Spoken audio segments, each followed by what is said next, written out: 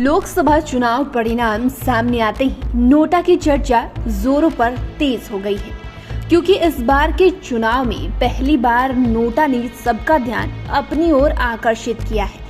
बिहार में ऐसी कई सीटें हैं जहां बड़ी संख्या में वोटरों ने नोटा का बटन दबाया है, यानी इन वोटरों को अपने क्षेत्र में उतारे गए उम्मीदवार जनप्रतिनिधि के लायक नहीं लगे, जिसके बाद लोगों ने नोटा का बटन दबा दिया। बिहार के गोपालगंज सहित कई ऐसी सीटें जहां जनता ने नोटा का बटन दबाया है।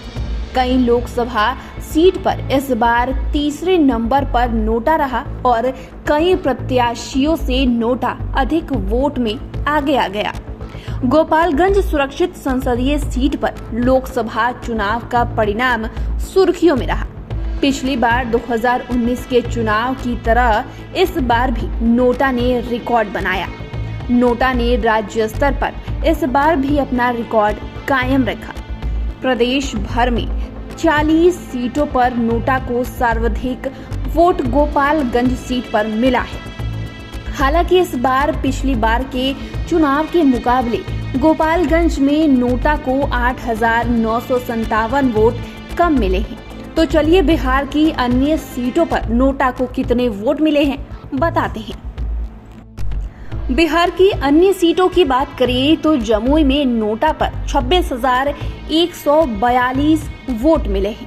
तो वहीं भागलपुर में 31,803, मुंगेर में 21,920 वोट, वाल्मीकि नगर में 30,709 वोट, शिवहर में 30,168 वोट, समस्तीपुर में 32,668 वोट, झंझारपुर में 35,928, दरभंगा में 23,904 वोट नोटा पर दिए गए हैं। इसके अलावा खगड़िया में 21,056 वोट, तो पूर्णिया में 23,834 वोट, सिवान में 26,964 वोट, काराकाट में 21,995 वोट, मधेपुरा में 32,625 वोट, बांका में 34,879 वोट नोटा में पड़े।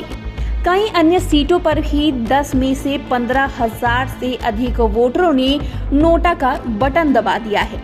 एक रिपोर्ट के मुताबिक इस बार प्रदेश में नोटा को 2.10% वोट मिले। इसमें 8,17,139 मतदाताओं ने नोटा का बटन दबाया। तो वहीं प्रत्याशियों के प्रति नाराजगी को लोगों ने नोटा को अपना मत देकर इजहार कर दिया।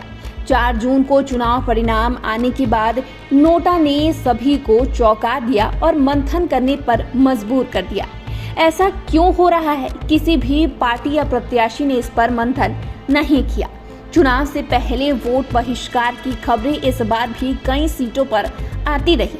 मतदान के दिन भी लोगों ने वोट का बहिष्कार किया और कई बूथों पर वोट डालने तक लोग नहीं पहुंचे। वहीं कई सीटों पर प्रत्याशियों के चयन को लेकर पार्टी से लोगों की नाराजगी साफ दिखी। तो चलिए अब आपको बताते हैं कि देश में पहली बार नोटा का बटन कब दबाया गया था।